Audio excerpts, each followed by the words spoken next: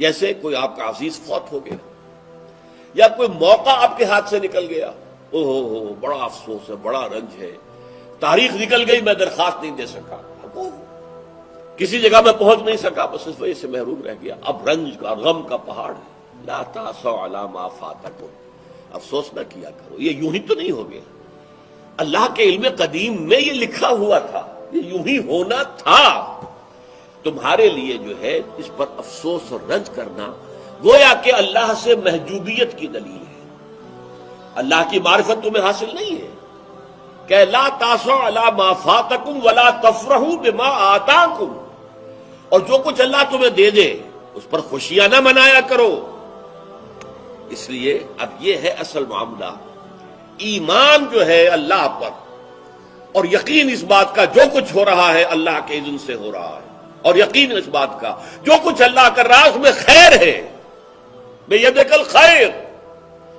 چاہے مجھے ایک بات ابھی ناگوار گزری ہے، مجھے تکلیف پہنچی ہے، اللہ کے اسکیم میں، the higher level scheme of things, divine scheme of things کے اندر اس میں کوئی نہ کوئی خیر ہے، تم جانتے نہیں ہو۔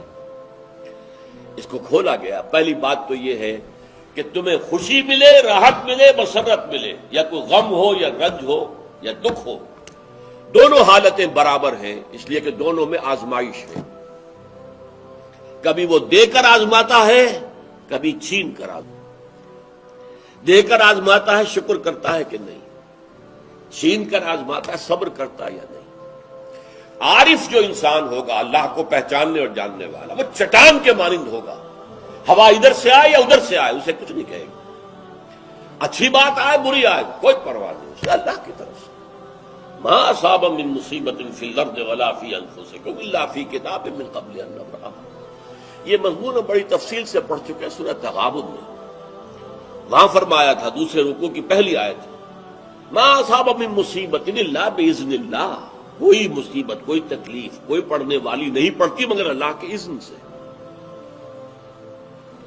ما اصاب من مصیبت الا باذن اللہ ومن یؤمن باللہ یہدی قلبہ، اور جو اللہ پر ایمان رکھتا ہو اللہ اس کے دل کو ہدایت دے دیتا ہے، ہدایت چٹان، کہ ادھر کی ہوا آئے یا ادھر کی آئے اس میں کوئی جنبش نہیں ہوگی۔ جتنا انسان دیکھیے، ایک ہوتا ہے فوری طور پر ایک ریفلیکس ایکشن کی حد تک متاثر ہو جانا، یہ تو ہوگا، آپ کا ہاتھ یہاں رکھا ہوا تھا، کسی چیز نے کاٹا، آپ کا ہاتھ فوراً جو ہے اٹھ کے آ جائے گا، اس میں آپ کے ارادے کو کوئی دخل نہیں، یہ ریفلیکس ایکشن ہے، آپ کی سوچ کو، آپ کے ارادے کو کوئی دخل نہیں۔ تو کسی خیر سے عارضی سا فوری سے ہی مسرت ہو جانا، اور کسی تکلیف سے عارضی سی فوری سی کوئی اس کا تاثر ہو جائے، یہ خلاف ایمان نہیں۔ پینڈولم زیادہ حرکت کر رہا ہے، خوشی میں زیادہ ادھر چلا گیا، غمی میں زیادہ ادھر چلا گیا، تو جتنا اس پینڈولم کی رینج ہے اتنی ہی آپ خدا سے دور ہیں۔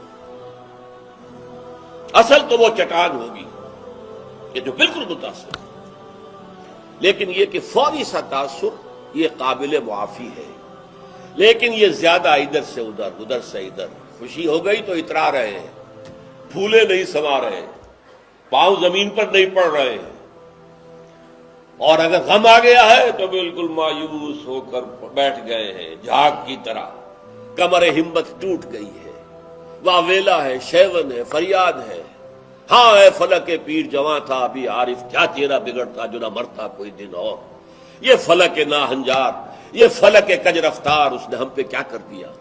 یہ ساری باتیں جو ہے یہ اللہ سے محجوب ہونے کی علامت ہے۔ اب اس میں بھی درجے ہیں کئی۔ دیکھیے، پہلی بات یہ ہے کہ خوشی والی بات ہو، غم والی بات ہو، دونوں برابر ہیں، کیونکہ یہ بھی آزمائش، وہ بھی آزمائش۔ یہ بات سورۃ الفجر میں کہی گئی بہت خوبصورت انداز میں۔ اللہ تعالیٰ نے انسان کی تھڑ دلے پن کی شکایت کرتے ہوئے، شکوہ کرتے ہوئے کہا فَأَمَّا الْإِنسَانُ إِذَا مَا ابْتَلَاهُ رَبُّهُ فَأَكْرَمَهُ وَنَعَمَهُ فَيَقُولُ رَبِّي أَكْرَمَنِ۔ اس انسان کا حال عجیب ہے، جب اس کا رب اسے آزماتا ہے اور عزت دیتا ہے، نعمتیں دیتا ہے، تو کہتا ہے میرے رب نے مجھے بڑی عزت دے دی۔ وَأَمَّا إِذَا مَا ابْتَلَاهُ فَقَدَرَ عَلَيْهِ رِزْقَهُ، اور جب اللہ آزماتا ہے اسے اور اس کی روزی تنگ کر دیتا ہے، فَيَقُولُ رَبِّي أَهَانَنِ، یہ کہتا ہے رب نے مجھے ذلیل کر دیا. کلا، ہرگز نہیں. اب یہاں دیکھیے، سوچئے اس نے کیا غلط بات کہی. عزت دی تو اللہ نے دی اور ذلت آئی تو اللہ کی طرف منسوب کر رہا. اس نے کسی بت، کسی دیوی، کسی دیوتا کا ذکر تو نہیں کیا نا. وہ مشرک تو نہیں ہے، پھر کیوں اس پہ تنقید کیوں ہو رہی ہے؟ فَأَمَّا الْإِنسَانُ إِذَا مَا ابْتَلَاهُ رَبُّهُ فَأَكْرَمَهُ وَنَعَّمَهُ فَيَقُولُ رَبِّي أَكْرَمَنِ وَأَمَّا إِذَا مَا ابْتَلَاهُ فَقَدَرَ عَلَيْهِ رِزْقَهُ فَيَقُولُ رَبِّي أَهَانَنِ. کلا. کیا مطلب؟ یہ دونوں ابتلاءات ہیں. وہ بھی ابتلا ہے، یہ بھی ابتلا ہے. وہ چھین کر بھی آزما رہا ہے، دے کر بھی آزما رہا ہے. یہ تو آزمائش ہے، دونوں برابر ہیں. لیکن اس سے اگلا مرحلہ اور ہے. عام طور پر ہم یہ سمجھتے ہیں کہ تکلیف والی آزمائش سخت ہے اور خوشی اور مسرت اور نعمتوں والی آزمائش جو ہے یہ ہلکی آزمائش ہے، آسان ہے. معاملہ اس کے برعکس ہے. تکلیف میں ہوں گے اللہ کو یاد کریں گے، پکاریں گے، دعائیں کریں گے، اور اگر نعمتیں ہوں گی غافل ہو جائیں گے، بھول جائیں گے. کون سا امتحان زیادہ سخت ہوا نتیجے کے اعتبار سے؟ تکلیف والا امتحان زیادہ سخت نہیں ہے.